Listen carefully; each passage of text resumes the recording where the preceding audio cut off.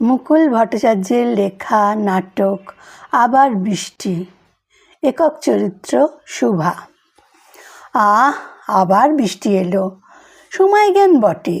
যখন আকাশের দিকে তাকিয়ে বলতে থাকবো ও বৃষ্টি আয়, ও বৃষ্টি আয়, তখন ঘুমোটে অস্থির করে মারবে। এখন বেরোবার তোড়জোড় করছি, অমনি ঝমঝম শুরু হলো। তবু জানলাটা একটু খুলে রাখি, ঘর না হলে গুমোট হয়ে উঠবে। বৌমা, বৌমা। নিশ্চয়ই বাথরুমে ঢুকেছে, এখন সময় লাগবে। ধুত, বোতলের জলে মুখে একটু ঝাপটা দিয়ে নিই। চুলে যেভাবে পাক ধরেছে চিনতে পারলে হয়। তুমি সত্যিই চিনতে পারবে না? সত্যি?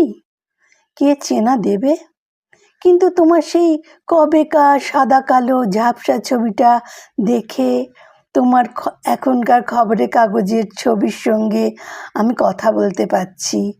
আমার একটুও ভুল হচ্ছে না। দীপুদা, 30 বছর আগে তুমি হারিয়ে গিয়েছিলে। তুমি জানো না, তোমাদের উঠোন জুড়ে তখন চাপা গুঞ্জন। অমল কাকু বললেন, ওর কথা বাদ দাও, মাঝে মাঝেই তো ঘর ছাড়া হয়। তোমার জেঠু বললেন, গুপ্ত দলের পাল্লায় পড়লে যা হয়। শুধু তোমার মা তোমার বাবার ছবিটা বুকে চেপে বললেন, শুভা, দীপু কোথায় কোথায় গেল বলতো? 1 মাস কোনো খবর নেই, আমি কি নিয়ে বাঁচব? আমার মুখে কোনো কথা নেই। দীপুদা, তুমি এভাবে কাঁদাতে পারলে সকলকে? একবারও ভাবনি আমার কি হবে? এই যা যা, জানলাটা একটু খুলে আড়াল হবার জো আছে? বেড়ালের যা উৎপাত, দেখো রান্নাঘরে আবার ঢুকেছে কিনা। যা যা। ও মা, সব দুধটুকু খেয়ে গেল। এখন কি করি?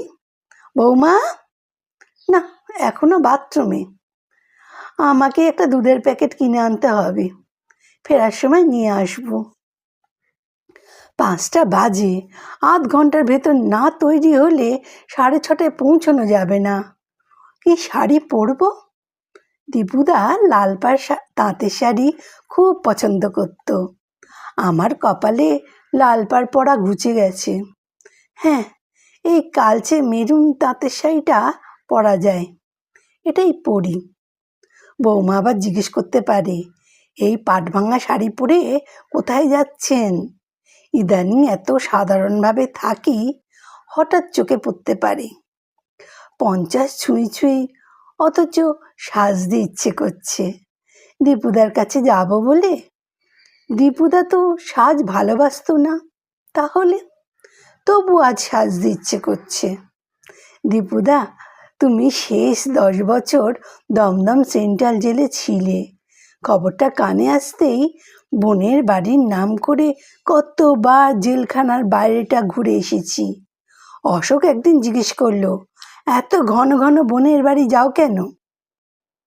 ভেতরে আমার চুরি ছিল, তাই কি উত্তর দেব ভেবে পেতাম না।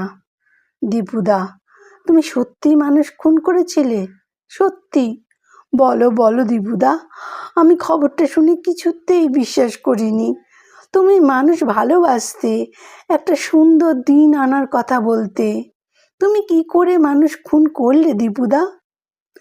আমি জানি তুমি ষড়যন্ত্রের শিকার। তোমার দুর্বার ভাষণ মানুষ প্রাণ ভরে শুনত। সমস্ত মিছিলে আগে থাকতে তুমি। আমি একবার ভয় পেয়েছিলুম। তুমি বললে সেনাপতির বুকে আগে গুলি লাগা উচিত, তবে আর এক সেনাপতি উঠে আসবে।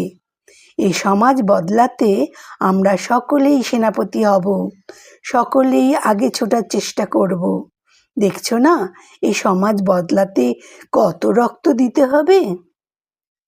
সত্যি তোমার কথায় ভয় কেটে গেছিল।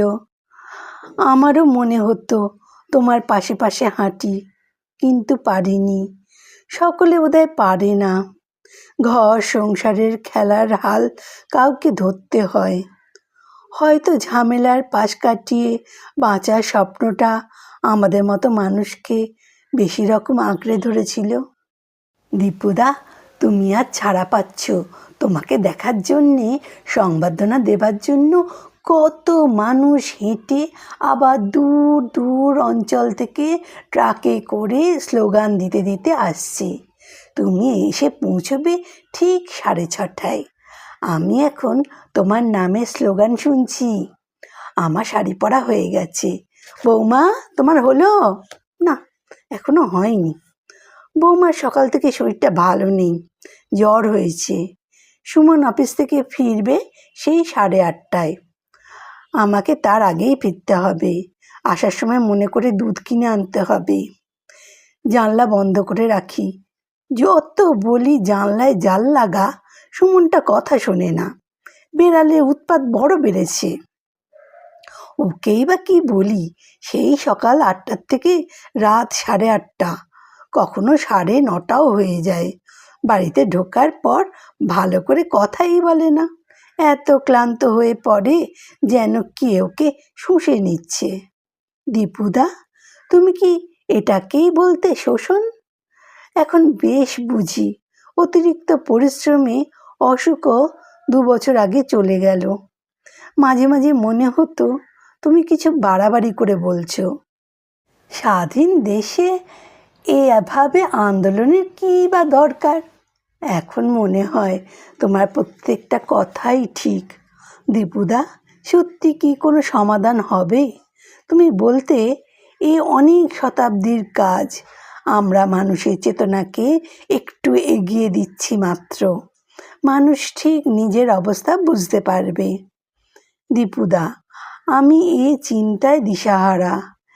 এক প্রজন্ম আর এক প্রজন্মকে কেমন ভুলে যায়। এই ভুলে যাওয়ার জন্যে নানান বিলাস উপকরণ কেউ মনেই রাখে না।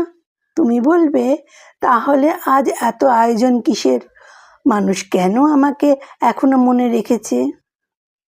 ভুল ভুল দীপুদা, জনসংখ্যার নিরিখে অতি নগণ্য মানুষেরা। সুমনরাই তোমার নাম জানে না। তোমাকে দলের ছেলেরা হয়তো তুলে ধরছে, দলের বাইরের মানুষ কিন্তু বলাবলি করছে ও খুনি। একটা পরিবারকে ও খুন করেছে। আমি ভাবতেই পারছি না, কিছুতেই ভাবতে পারছি না তুমি খুন করতে পারো। নিশ্চয়ই এর ভেতর কোথাও ধাঁধা লুকিয়ে আছে। বলো বলো দীপুদা, তুমি খুন করনি। বৌমা বাথরুম থেকে বেরিয়েছে। এবার ওর পোশাক পাল্টানো হলে বেরিয়ে যাব। দীপুদা, যদি মানুষের ভিড়ে আমাকে চিনতে পারো, কি বলবে আমায়? শুভা, তুমি কি আজও অপেক্ষা করে আছো? আমি যদি বলি হ্যাঁ আছি আছি, তুমি বিশ্বাস করবে? যদি সংসার করেছি জানতে পারো, যদি সুমনের কথা জানতে পারো, তাহলে কি বলবে এই তোমার অপেক্ষা? তোমাকে কি বিশ্বাস করাতে পারবো? হ্যাঁ, সংসার করেছি। আমরা নিরুপায়, অপেক্ষা করার জন্যেই সংসার করেছি। প্রত্যেকটা দিন গেছে তোমার চিন্তায়। তুমি আমাকে আচ্ছন্ন করে রাখতে। এত দিন ধরে তোমার সেই ছবিটা লুকিয়ে রোজ একবার করে দেখি। এই সংসারের কেউ টের পায়নি। যখন বিয়ের পর বাসা বদল করে এই ঠিকানায় এলুম, যখন সব জিনিস গুছিয়ে একটা একটা থলেতে পুরে দড়ি দিয়ে বাঁধছি, প্রথমে তোমার ছবিটা সবার অলক্ষ্যে আমার নিজস্ব ব্যাগে রেখেছিলুম। অশোকের মতো মানুষ হয় না, কোনো দিন মৃদু ভৎসনাও করেনি। সংসারের অভাব যতটুকু ছিল আমরা হাসি মুখে ভাগ করে নিতুম। ও বড় ভালোবাসতো আমায়। ভালো মানুষ বলতে যা বোঝায় অশোক ছিল তাই। সে সবটুকু আমায় উজাড় করে দিত। আমিও তার শান্তির জন্যে মুখের হাসিটুকু সব সময় ধরে রাখতুম। ও বলতো, শুভা, তোমার জন্য কোনো দিনও অভাব বুঝতে পারিনি। চিকিৎসার অভাবে সে আমাকে ছেড়ে গেল। আমি বেশ বুঝতে পারি ও ভালো মানুষ বলেই সংসারে শান্তি ছিল। সেখানে আমার কৃতিত্ব তেমন ছিল না। আমার ভেতর স্বচ্ছতা থাকলেও শুদ্ধতা ছিল না, কিছুটা ফাঁকি ছিল। যখনও অফিস যেত তোমার ছবিটা বার করে কেবলই ভাবতুম জেলে বসে বসে তুমি কি করছো, কি খাচ্ছ, কি লিখছো, কি ভাবছো। সংসারে অভিনয় করতে করতে অশোককে মনে হয় ঠকাতাম, তবে অশোককে ভালোবাসতুম না এমন নয়। ওর নির্ভেজাল ভালো মানুষই আমাকে সর্বদা টেনে রাখতো, তোমার জন্যে অপেক্ষা করতে শেখাতো। আজ কতদিন টিপ পড়িনি, ভাবছি তোমার কাছে যাব, একটা চন্দনের সাদা টিপ পরলে কেমন হয়, তাই পড়ি।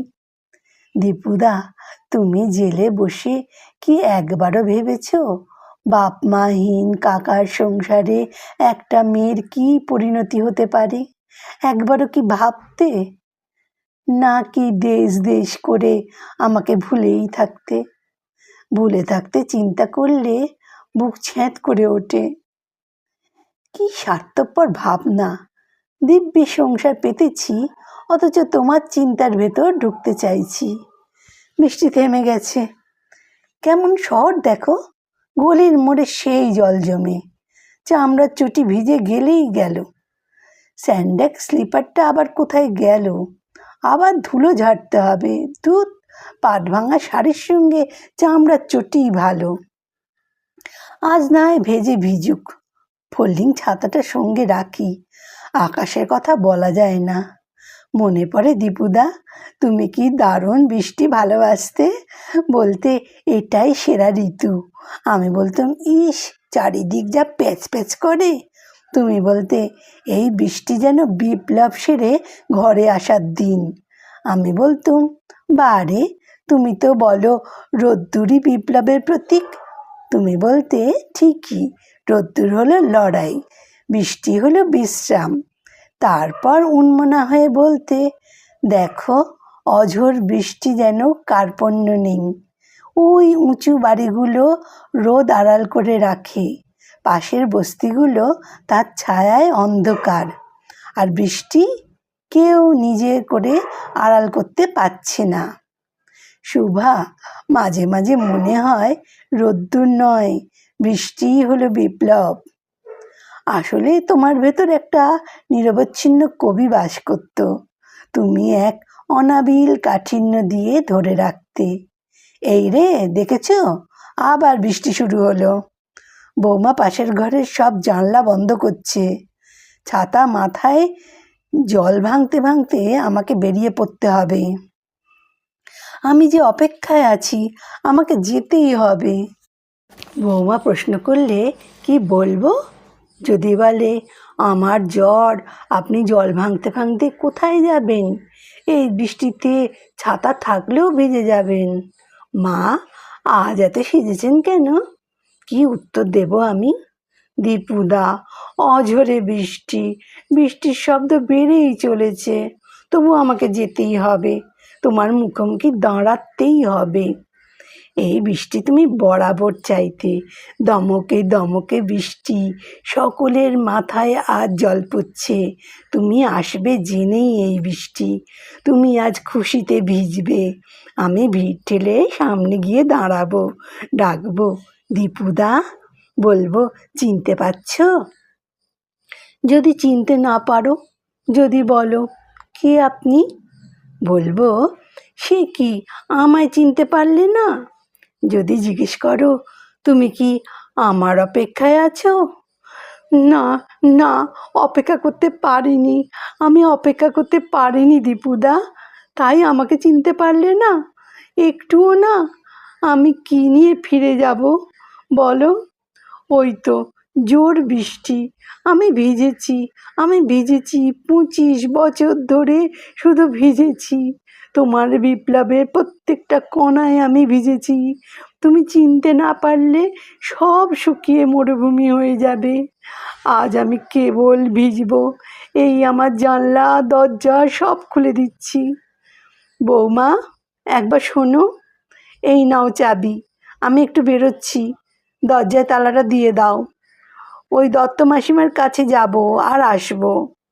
যাক, বৌমা কিছু বলেনি। ইস, এই বয়সেও ভেতরে চুরি, মিথ্যে বলতে হলো। ওই তো কত মানুষ হাঁটছে, আমিও হেঁটেই যাই। সমস্ত গলিতে জল জমে। বিশুর ফুলের দোকান থেকে লাল গোলাপের তোড়া কিনে নিই। বিশু, হ্যাঁ, 30টা গোলাপের একটা তোড়া বানিয়ে দে তো। হ্যাঁ হ্যাঁ, বেশ তাজা গোলাপ দিবি কিন্তু। 60 টাকা? তাই নে। দীপুদা, এই টকটকে লাল গোলাপ তোমার কত প্রিয়। যদি কাছে পৌঁছতে পারি। মাঠ কানায় কানায় ভরে গেছে, স্লোগান স্লোগান। বুকটা আমার গর্বে অহংকারে ফুলে ফুলে উঠছে। ঠিক সময় এসেছি, এই শুরু হচ্ছে। দীপুদা এখনো মঞ্চে ওঠেনি, মনে হয় সবাই বরণ করে তুলবে। ওই সঞ্জয় বোস মাইক টেনে নিলেন। এখন সেই মুহূর্ত। দীপুদা, আমি দাঁড়িয়ে আছি।